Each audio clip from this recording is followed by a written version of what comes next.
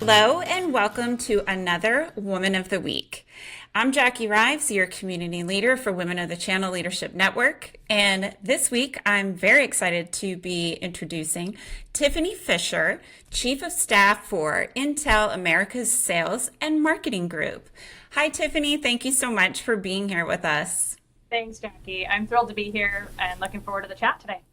Yeah, me too. So let's start off with those icebreakers. Okay. Where do you currently live and where did you grow up if that's different? Well, I currently live in a town called Medford, Massachusetts, and it's about 5 miles north of Boston. As you can tell from my accent, I am not from here. I actually grew up in a small town in northern Idaho and then moved to Oregon. So I always say I'm Pacific Northwest here, but physically I live in Massachusetts. I love it. I love it. Uh, all right, let's do a little known fact that you're willing to share with us. Well, I honestly, Jackie, I don't know if it's a little known fact, but it's always my fun fact. Back in 2009, I was a contestant on the greatest game show of all time, Jeopardy. So if you look above my shoulder, you see Alex Trebek. I have a little Funko of him. Oh yeah. It was a culmination of a nerdy childhood dream. I loved it. It was fabulous. I didn't win, but I had a great time and got to check something off my bucket list. So That is so fun. I love yeah. that. Very cool. All right, well, let's pivot into your career path. You have a pretty big position, so maybe share with our listeners your career path and how you reached the position you're in today. Yeah, happy to do it. We were talking as we were warming up, and I have an English degree, and somehow I ended up working in technology for my entire adult career. So I always say I'm an accidental tech employee. When I started my journey, I joined Intel back in 2005. I came in as an admin because, Mhm. again, I didn't know that I was going to spend my career in tech. I just thought big company, good learning experience, and so on. I grew to really love it and really appreciate the role that Intel plays in the world and just what we've brought into the market. And so from there, I transitioned into a systems analyst role. I made the jump from admin to an exempt position, and then really started to hone in on I would say, my normal skills and some of my superpowers around communication, organization, and process management. So I became a comms manager. I did all of that in IT and culminated in helping my team win what is called an Intel Quality Award, which is given out every year to the top performing role model organizations at the company. And so from there, I thought, well, what do I do? Well, why don't I go try sales? So I applied for a role as a process and controls manager working in our Intel education team, and I loved it. And it was really fascinating seeing how we brought education solutions into the market. I loved all of that. And then we kind of expanded the scope, and my role became more of a sales strategist for public sector more broadly. Hmm. And that gave me more experience and exposure to leadership, which then gave me the opportunity for my first chief of staff role at Intel. And I worked mostly on the business, what we call business consumption, so like end users and large enterprise accounts, government accounts. And then in the middle of all that, my family and I moved to the Boston area, and I was recruited to go work at a software company here.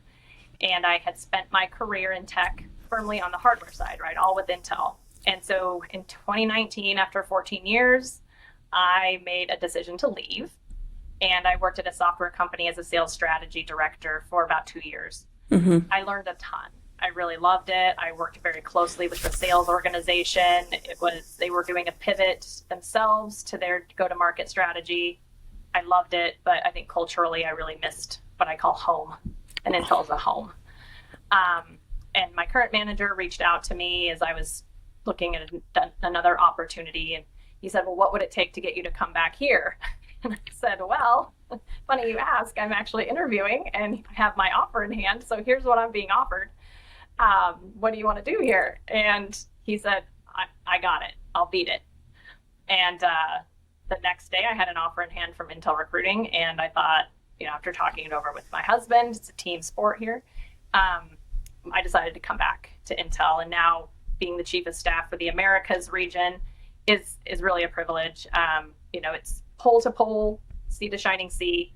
And we also host some of Intel's largest accounts. So all in, we're responsible for about 50% of Intel's annual revenue, which is a big responsibility, but it's also really great and learning and a huge learning opportunity. I always love hearing people's career path because it's never as straight as, Right. we assume, especially when we're like right out of college, we're thinking, all right, yep, it's going to be a straight shot. And it rarely ever is. So I love your background. I thought I was going to go to law school, to be very clear. That was the plan. That's why I have an English degree.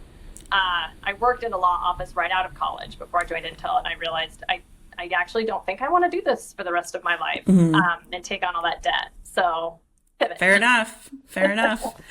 All right. So let's pivot to what are some transformational moments in your life? Yeah, so this is kind of a mixed bag. I would say, when I was younger, I grew up in a small town in Idaho, and it was very easy to be pigeonholed. Like from time you're young until you graduate from high school, you fall into a certain bucket, and that's your bucket, and that's what you get to do. And so I was a very shy kid. I was very bookish. I was nerdy. And when I went off to college, I made the decision to rush, and I joined a sorority. And I will say that has been one of the best experiences and one of the best decisions an 18-year-old me could have made for myself. So that's where I really blossomed, and I embraced visible leadership. I embraced the opportunity to represent my sorority, my classes. I joined a Panhellenic Council, which is like the governing body of sororities for people who've been in the Greek system. And I just really loved it. I helped solve problems. I got to work with other people, meet new people. And so it kind of pulled me out of that shell and that box I'd been put in when I was younger. So I would definitely say that was huge for me. And I had a very positive experience. I know there's been a lot of, is Greek life a good thing or a bad thing? I would say for me, it was definitely a positive. Yeah. And then, as an adult, I did the normal things. I met my now husband, we got married, we moved away. And as we were thinking of starting a family was actually when I went through a pretty traumatic loss. In February of 2009 is when I lost my father to suicide. And I would say that definitely woke me up. Like I had never lost anyone close to me before. So it really helped me, I think, gain a lot of perspective. I certainly paid a lot more attention to my mental health, my husband's mental health, mental health of people around me. I learned to love therapy. So I recommend therapy to people if that's for you. I think it's wonderful. But it also gave me an opportunity to really grow from that and to use that as a catalyst to how do I want to show up? Yeah. You don't take life for granted when something like that happens to you. I think anybody who's been through a similar trauma or, a similar tragedy, like you feel that. Yeah. I'm so sorry for your loss. Thank you. Thank you. And that was a weird year. So that's the same year then the Jeopardy thing, which is a life dream. And then in December of that year was when my first daughter was born. So that's another transformational moment. I think any of us who have children, however they come into your life, they transform you. And so that was definitely a year of ups and downs. And but definitely, having a daughter, and then my second daughter was born in 2012. I think any of us are in a caregiving capacity too, is in your career, you use that as a way to figure out how do you find equilibrium. And you're constantly searching for it because it's elusive. But I really cannot say enough about the joy of having my daughters in my life. We were talking earlier, right? They're 13 and 11. Yeah. Not every day is joyful, but having them is a tremendous joy and the greatest privilege that I have as to be their mom. And then I think, another transformational thing for me was making the decision to leave Intel. And that was hard. I cried over that. I really wrestled with it because like I said, it was home. And I had learned how to be an adult and work, and develop, and all of that here. So that was a major change. And I would say the one thing that I really appreciated about that was going to be somewhere new. Because I think a lot of us, certainly I'm in that kind of like weird generation where I'm in my early 40s. So I think I'm young and cool. But me too. And I'm not in my younger 40s. You think you're young and cool and you got it all figured out. But then you think about the younger millennials and the Gen Zers coming in that you work with. They're so used to not job hopping, but company hopping. And that's an advancement technique. And, I think that works really well for some folks. I hadn't done that. But then when I left, I got that experience of, oh, I'm new here. And it was so much easier to like ask for help and ask what are the really, we would normally think of as dumb questions. They're not. But I thought that was definitely a big transformational moment. And then again, deciding to come back was another one, but taking that risk and getting out of my comfort zone was major, especially at that point in my career. Yeah. Wow, you really you're showing up very authentically, and I cannot thank you enough for just doing that, because I know that this is like these transformational moments you're sharing are going to resonate with so many people. I mean, the two daughters is already resonating with me, and so I know exactly what you're talking about. Let's pivot to where you look for inspiration or mentorship. Yeah, I think for me, the greatest mentors I've had have been some of my previous managers. I feel very fortunate that in, again, how old am I? 20 some years of corporate life. I've had the benefit of tremendous managers, and mostly female managers. I actually did some math when I went back to Intel. I have a male manager now, and he's wonderful. But before that, I hadn't worked for a man for 11 years. Wow. I've only had female managers, which is kind of extraordinary when you think about it. Yeah. Based on the stats. And all of them have taught me something different about how I can show up, how I can be authentic. So that's, you're hearing that. That's mentorship in action right now. And just, the way that they all had their own way of finding their voice in a room, not just a seat at the table. And I took so much from those experiences and learning from them. And so when I think about mentors, maybe that haven't managed me, but that I look up to, I really think authenticity is super important. So I always aim for that as well. Conviction, you have to have a point of view. You have to believe in it. Decency, which should go without saying, but I do think like just people who are decent and kind and considerate, those are the people I look up to. And certainly, you have to have both kinds of intelligence in the workplace, intellectual and emotional, I think, to really inspire people and want them to be part of what you're building. That's a really great list. Let's What pivot. about you, Jackie? I'm interested, who is somebody that you look up to? We are celebrating you this week. I'm curious. I love hearing how other Yeah, no, I mean, I actually had the opposite experience. So I now is the first time I've ever had a female manager, and it has been like such a great experience for me. And let's count 29 years in wow my career. First female manager, and in the very little time we have spent together so far, I mean, like it's less than a year, I've learned a ton from her, a ton. That's awesome. Yes, totally transformational. All right, I want to get back to you because we have about 2 minutes left. So what characteristics do you possess that make you an effective leader? I'm a decider, so I'm like, that is one of my strengths. I like to take action, move forward, bring others along, and if we have to pivot, we pivot.